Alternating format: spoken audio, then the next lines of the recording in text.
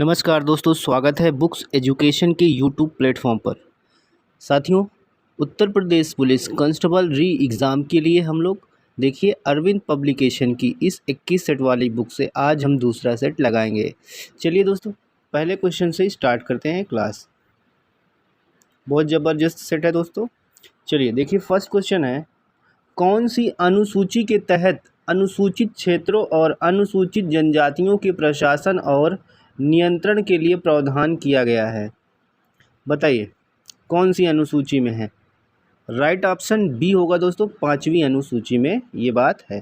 Question second है, निम्नलिखित युक्तियों में से किसके द्वारा भूकंप की तीव्रता का मापन किया जाता है? राइट ऑप्शन ए होगा, सिस्मोग्राफ के द्वारा। थर्ड क्वेश्चन है, डैश तक्षशिला विश्वविद्यालय में राजनीति विज्ञान और अर्थशास्त्र के प्रोफेसर थे? कौन था दोस्तों? ऑप्शन डी हो जाएगा, कौटिल्य। चौथा प्रश्न है, लोकसभा आयोजित करने के लिए अपेक्षित गणपूर्ति कोरम क्या है? कम से कम कितनी उपस्थिति होनी चाहिए? इसका ऑप्शन सी होगा दोस्तों, 1/10। ठीक है, 10वां भाग होना ही चाहिए। जैसे 100 लोग हैं तो 10 आदमी चाहिए, 500 है तो समथिंग 50। देखिए पांचवा प्रश्न है, गतिशील सनायता का एसआई इकाई क्या है? गतिशील श्यानता का एसआई इकाई क्या है? राइट ऑप्शन बी हो जाएगा, पास्कल सेकंड। क्वेश्चन 6 है, भारत की आत्मा गांवों में निवास करती है, यह कथन किसका है? यह कथन है दोस्तों महात्मा गांधी का। नेक्स्ट क्वेश्चन 7 है, निम्न में से कौन सा भारत का एक प्रमुख लौह अयस्क निर्यात बंदरगाह है? ऑप्शन बी हो जाएगा, मार्मुगाओ। आठवां प्रश्न है, नोबेल पुरस्कार निम्न में से किस क्षेत्र में नहीं दिया जाता? बताइए किस क्षेत्र में नोबेल पुरस्कार नहीं दिया जाता? तो जीव विज्ञान। अगला है, उत्तर प्रदेश स्टॉक एक्सचेंज निम्नलिखित में से किस शहर में स्थित है? इस प्रश्न का सही जवाब डी ऑप्शन हो जाएगा, कानपुर। ठीक है, कानपुर में। चलिए 9 के बाद आइए दोस्तों 10वें क्वेश्चन पे। निम्न में से कौन सी रचना रवींद्रनाथ टैगोर द्वारा संगीतबद्ध नहीं की गई है? राइट ऑप्शन बी होगा दोस्तों, कदम कदम बढ़ाए जा। 11 है, देखिए एक सूची 1 सूची सेकंड में सुमेलित कीजिए तथा सूचियों के साथ दिए गए कूट की सहायता से सही उत्तर चुनिए। एक तरफ फसल है, एक तरफ क्षेत्र और देश है, तो इसमें बताना है कौन किसके साथ मिलान होगा। रबड़ दोस्तों कहाँ होता है? रबड़ होता है मलेशिया में। ठीक है, 1 का 4। ठीक है, अगला ऑप्शन देखिए, कहवा का कोलंबिया हो जाएगा, जैतून का इटली और गन्ना का मॉरिशस। तो यहाँ पे बी ऑप्शन आपका सही होगा दोस्तों, बी ऑप्शन। 12 है दोस्तों, देखिए 12, भारतीय पशु चिकित्सा विज्ञान अनुसंधान संस्थान कहाँ अवस्थित है? ये संस्थान दोस्तों बरेली में अवस्थित है। 13 है, निम्नलिखित में से कौन पारिस्थितिकी तंत्र का अजैविक घटक नहीं है? 13वां का ए हो जाएगा, जीव। अगला प्रश्न है 14, निम्न में से कौन सा एक स्थलरुद्ध देश है? ऑप्शन बी हो जाएगा, हंगरी। क्वेश्चन 15 है दोस्तों, विश्व बाघ दिवस वर्ल्ड टाइगर डे कब मनाया जाता है? 15 का डी होगा, 29 जुलाई को। 16 है, किसानों को लाभ पहुंचाने के लिए प्रधानमंत्री डैश बीमा योजना शुरू की गई है। किसानों को लाभ पहुंचाने के लिए दोस्तों प्रधानमंत्री फसल बीमा योजना शुरू की गई है। शिव थापा संबंध इनमें से किस खेल से हैं? शिव थापा दोस्तों बॉक्सिंग से संबंधित है। नेक्स्ट क्वेश्चन 18 पे आइए। चलिए 18 देखिए, पृथ्वी का कठोर बाहरी हिस्सा जिसमें क्रस्ट और वाह्यतम मेंटल शामिल है उसे क्या कहा जाता है? इस प्रश्न का सही जवाब होगा दोस्तों ऑप्शन नंबर बी, स्थल मंडल। क्वेश्चन नंबर 19 है, निम्न में से असंगत का मिलान खोजें। जो सही नहीं मिला हुआ है उसको खोजना है। यहाँ पे देखिए दोस्तों, दुनिया का सबसे बड़ा प्राणी हो जाएगा ब्लू व्हेल। दुनिया का सबसे बड़ा डेल्टा सुंदरबन सही है। सी वाला नहीं मिल खा रहा। दी दुनिया की सबसे गहरी झील सुपीरियर कनाडा, ये दोस्तों गलत है। ठीक है, बाकी सबसे बड़ा रेगिस्तान, ये सही है, सी वाला गलत है। ठीक है। 20 है, भारतीय अंतरिक्ष अनुसंधान संगठन का मुख्यालय भारत में कहाँ स्थित है? राइट ऑप्शन सी हो जाएगा, बेंगलुरु। 21 है, नदी के किनारे वैदिक सभ्यता विकसित हुई। किस नदी के किनारे दोस्तों? ऑप्शन नंबर सी हो जाएगा, सरस्वती नदी के किनारे। 22 है, भारत के उपराष्ट्रपति के निष्कासन का प्रस्ताव प्रस्तुत होना चाहिए। लोकसभा, राज्यसभा, किसी भी सदन में, कोई नहीं। ऑप्शन यहाँ बी हो जाएगा, पहले राज्यसभा में। अगला प्रश्न है, भारतीय संविधान के किस अनुच्छेद में प्राण तथा दैहिक स्वतंत्रता का संरक्षण का वर्णन है? बताइए किस अनुच्छेद में है? राइट ऑप्शन यहाँ सी होगा, अनुच्छेद 21 में। 24 है, महाबलीपुरम के रथ मंदिरों का निर्माण किसने करवाया था? ऑप्शन ए हो जाएगा, नरसिंह वर्मन प्रथम। 25 है, भारतीय राष्ट्रीय कांग्रेस के दूसरे अधिवेशन की अध्यक्षता किसने की? 25 का सी हो जाएगा, दादा भाई नौरोजी ने। अगला प्रश्न है दोस्तों 26, निम्नलिखित में से कौन सही सुमेलित नहीं है? 26 का डी हो जाएगा, the servant of India society, Gopal Krishna Gokhale, ये सही सुमेलित है। ठीक है, सही सुमेलित यही है, बाकी ये सब गलत है।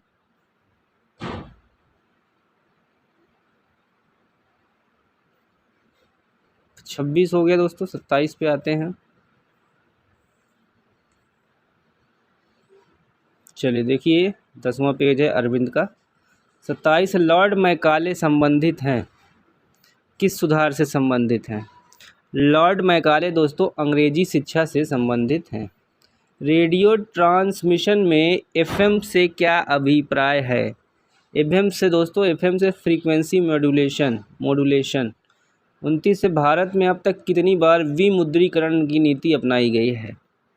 ऑप्शन सी हो जाएगा, 3 बार।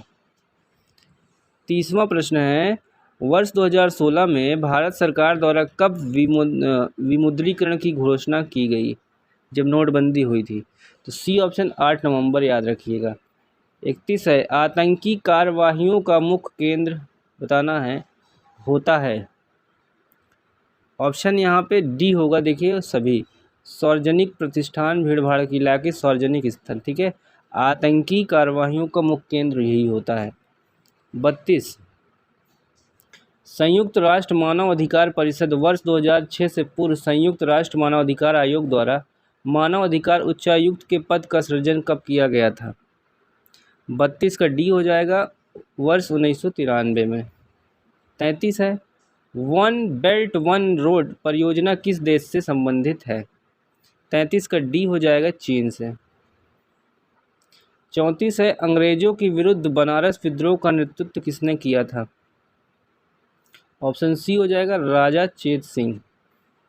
35 है, निम्नलिखित में से किस वर्ष वर्तमान उत्तर प्रदेश का प्रायः संपूर्ण क्षेत्र बंगाल प्रेसिडेंसी से अलग करके आगरा प्रेसिडेंसी के अधीन कर दिया गया? ऑप्शन यहाँ पे बी हो जाएगा, 1833 में। चलिए 36 है, कानपुर उत्तर प्रदेश स्थित भीतरगांव मंदिर के संदर्भ में निम्नलिखित कथनों में से कौन सा सही है? इस मंदिर का निर्माण 5वीं सदी ईस्वी से 6ठी सदी ईस्वी के मध्य हुआ। ईंटों से निर्मित यह भारत के प्राचीनतम मंदिरों में से एक है। 2 कथन है दोस्तों, बताना है दोनों सही है या केवल एक सही है या केवल 2 सही है या तो दोनों नहीं सही है। यहाँ पे सही ऑप्शन आपका हो जाएगा ऑप्शन सी, दोनों सही है। ठीक है, ऑप्शन सी, फर्स्ट सेकंड दोनों सही है। चलिए दोस्तों, एक क्वेश्चन 2 क्वेश्चन और है, उसके बाद हिंदी शुरू है। उत्तर प्रदेश के निम्नलिखित किस ऐतिहासिक मेले में हिंदू और मुसलमान दोनों आते हैं? ऑप्शन यहाँ पे सही हो जाएगा, ए, नौचंदी का मेला। 38 है, उत्तर प्रदेश के लिए निम्नलिखित कथनों में से कौन सा कथन सही है? भारत में गन्ने उत्पाद का सबसे बड़ा केंद्र है, भारत का उच्चतम दूध उत्पादक प्रदेश है, भारत में चावल का सबसे बड़ा उत्पादक है। 3 कथन है यहाँ पे। यहाँ देखिए दोस्तों, 1 और 2 सही है, बाकी तीसरा यहाँ पे चावल वाला गलत है। ठीक है, पहला और दूसरा सही है आपका, डी ऑप्शन। चलिए हिंदी का सेक्शन आता है दोस्तों। 39 है, महोत्सव का संधि विच्छेद क्या होगा? महोत्सव का संधि विच्छेद हो जाएगा, सी ऑप्शन, महाधन उत्सव। बैलगाड़ी में कौन सा समास है? तो इसमें डी ऑप्शन हो जाएगा तत्पुरुष।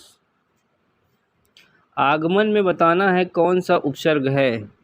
आगमन में आ है। रसोइया में कौन सा प्रत्यय होगा, ऑप्शन यहाँ पे बी हो जाएगा या। देखिए कौन सा शब्द तत्सम है, क्षेत्र, गधा, गाय, घर। इसका सही ऑप्शन होगा दोस्तों 43 में ए हो जाएगा क्षेत्र। 44 से कौन सा शब्द तद्भव है, यौवन, निर्झर, जीव, स्थान। सही जवाब होगा दोस्तों सी ऑप्शन जीव। क्या हो जाएगा, जीव। जीव यहाँ पे आपका सही हो जाएगा। संज्ञा शब्द है, हरा, पतला, सभा, गहरा। 45 का सी हो जाएगा सभा। निम्न में सर्वनाम शब्द है, नींद, रोग, सफाई, कौन। 46 का डी हो जाएगा दोस्तों कौन, ये सर्वनाम है। 47 का देखिए यहाँ पे निम्न में विशेषण शब्द बताना है। बताइए विशेषण शब्द, लड़कपन, उचित, कठोरता या घबराहट। 47 का बी हो जाएगा उचित। प्रेरणार्थक क्रिया बताना है, उठना, चमकना, गिराना, देना। 48 का सही जवाब सी हो जाएगा गिराना। 49 है निम्न में अव्यय बताना है। निम्न में क्या बताना है दोस्तों, अव्यय। तो यहाँ पे 49 का बी ऑप्शन सही हो जाएगा ठीक। पक्षी का पर्यायवाची शब्द क्या होगा, पक्षी का विहग हो जाएगा। जटिल का विलोम है दोस्तों 51 में ए सरल। 52 है जो देने योग्य है उसके लिए एक शब्द, जो देने योग्य है क्या हो जाएगा दे। दिन और दीन का युग्म का सही अर्थ, दिन का मतलब तो पता ही दोस्तों सुबह, ठीक है, दिवस। 53 है देखिए दोस्तों यहाँ पे दिन का दिवस, दीन का गरीब हो जाएगा, ठीक है, ए ऑप्शन। 54 है निम्न में से कौन सा अनेकार्थक है, साहस, अंबर, बालक, पुस्तक। इसमें सही जवाब होगा सी अंबर। 54 के आगे आइए 55। निम्न में अधिकरण कारक पर प्रसंग कौन सा है, राइट ऑप्शन ए होगा पर। निम्न में पुल्लिंग शब्द कौन सा है, पुल्लिंग शब्द दोस्तों सी हो जाएगा क्षेत्र। किसका प्रयोग सदा बहुवचन में होता है, 57, इसका ए हो जाएगा दर्शन। निम्न में भूतकाल का उदाहरण कौन सा है, भूतकाल का उदाहरण हो जाएगा राम घर गया था।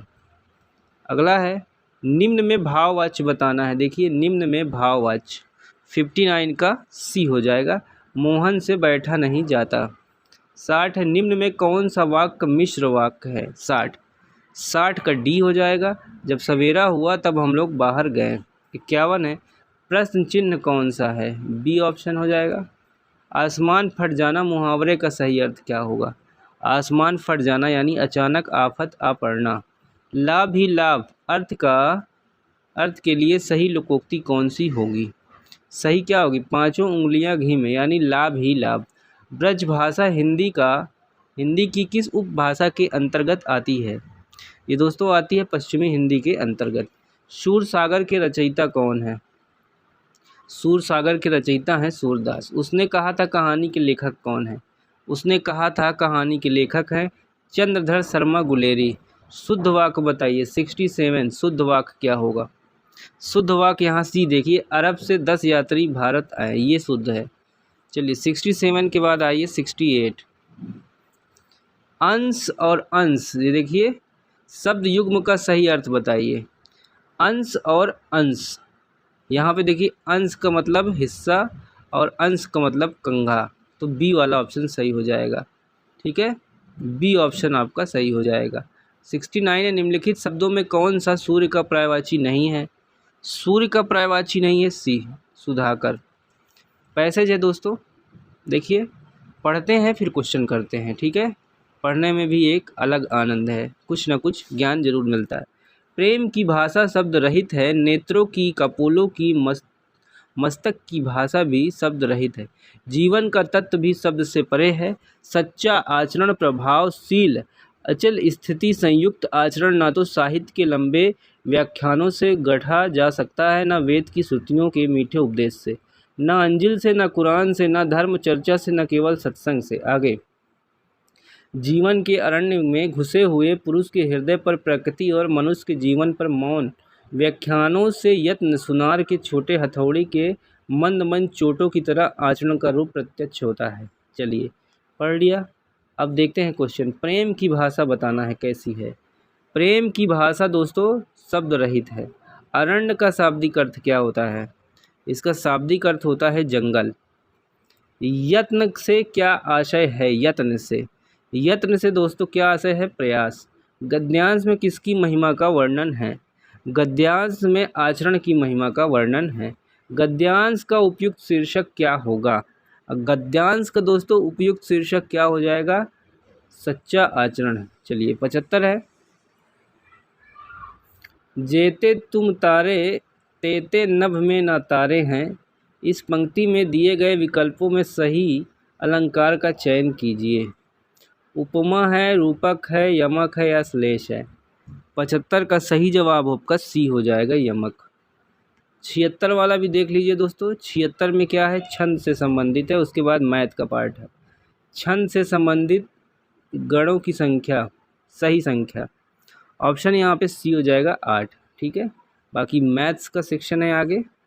चलिए दोस्तों, ये दूसरा सेट हमने कर लिया है अरविंद पब्लिकेशन की बुक से। ठीक है, देखिए इसका लोगो ये है। तो दोस्तों टेलीग्राम पे जुड़िए और पीडीएफ वहाँ पे आपको प्राप्त हो जाएगी। Okay, bye bye, take care. पहली बार आए हैं दोस्तों चैनल पर तो सब्सक्राइब कर लीजिए। इस लिंक को अपने दोस्तों तक ज़रूर शेयर कीजिएगा। Okay, bye bye, take care, धन्यवाद।